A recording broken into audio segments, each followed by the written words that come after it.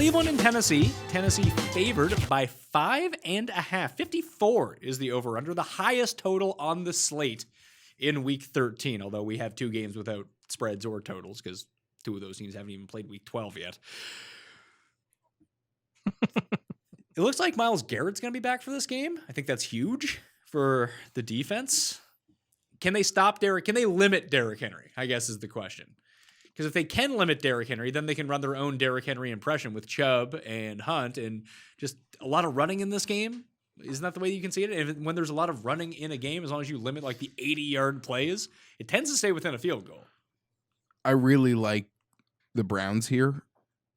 The big concern is I do think Arthur Smith is so good at calling the plays for Tennessee while remaining committed to the run, just committing to the run while doing it in such an off-balance way. Well, and the Browns have suffered a lot of injuries in the secondary, and they could probably go after him. But I got to take these points here. I think it is too many.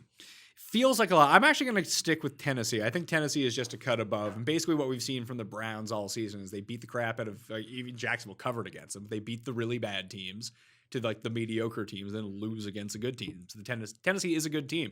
Now, when you were saying you appreciate that they have their pass run balance, but they can commit to the run no problem. Much like the Chargers committed to the run at the end of that game by trying to run it in with the clock running, right? Yeah. You got to appreciate the commitment to that run. Or Anthony Lynn trying to get me some more Austin Eckler touchdowns. That would have been nice. Hey, he tried. Well, or Josh Kelly. Yeah, because I promise you, if the coaches can speak to the quarterback, and I'm almost certain if you tell a 4-year bio major Dean's List student to spike the football, he will spike the football.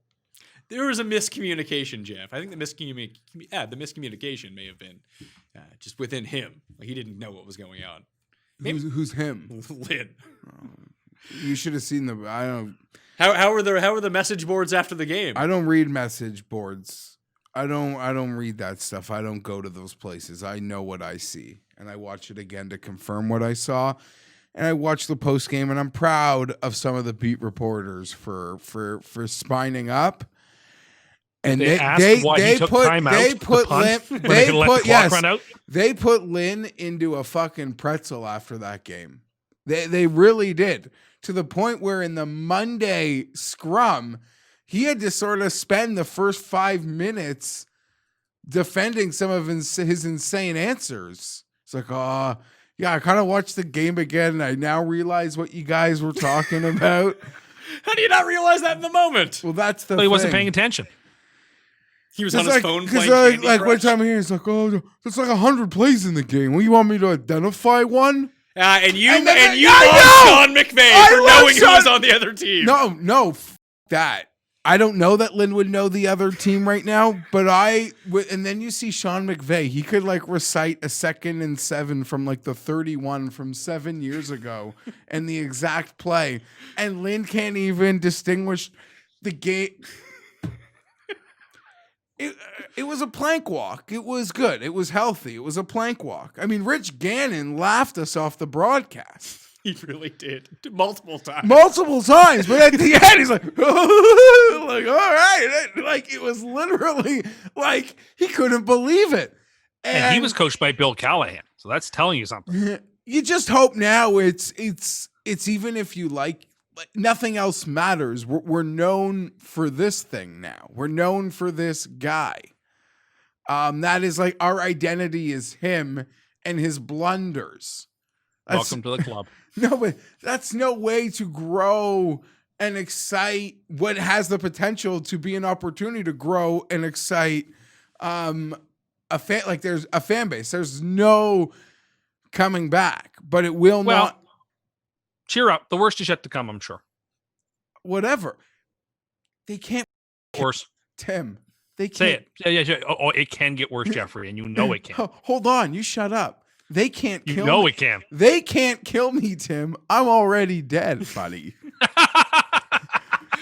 Like, what can they do? What can they do? Challenge accepted.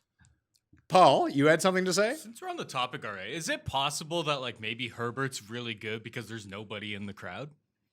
Like Paul, maybe this was a Paul theory that next year, maybe he'll when the suck crowd when gets there's back, he's crowds. too rattled by the big crowds. He's only good because there's no fans. But Listen, I think that's something every He'll rookie. thrive at home then. I think that's something every rookie will have to answer for next year. I mean, the guy shined on Monday Night Football in the Superdome without fans. It's a different dynamic. I would say this is a pretty good spring training. So Tim, who are you taking in this game? Oh, there's a DC. Or Just pro. one? You can't have just one, Jeff. Can't have just one. That guy was on to something. I mean, this is an incredibly inside baseball thing. But Jeff tweeted at me a tweet last night of someone who said the DC should be sold in packs of 2. I don't agree with that because I believe in buying them by the flat. But there is like a kernel of truth in it, is that you can't just have one can of DC or one bottle. Like, you obviously are going to have 2 or more anytime you have one. So there is something like honestly right about that, but you don't sell them that way. I can have one. I'll have, when I have one. I can't remember the last time I just had a can of DC and let it go. Like, I can't How many remember. cans do you have a day? Depends. Anywhere between 6 and 10. Oh my god! Oh my god! 10 cans of Diet Coke a day? It happens, particularly if I'm like out and about, like hanging out with friends or playing golf or whatever, like the equivalence of. Yeah, I would say that's right. Tim sent us this thing earlier this week, bragging about how Diet Coke was healthy for you. Remember that, Tim? Well, no. On this scale, it said it was healthy. 3.5 out of 5 stars. And what did we find out? What did we find out about the scale? I didn't read it close enough. I wanted to feel good about the fact that I chose was healthy. Tim just wants to. Tim living his truth. DC, healthiest thing you can drink. Have 10 a day.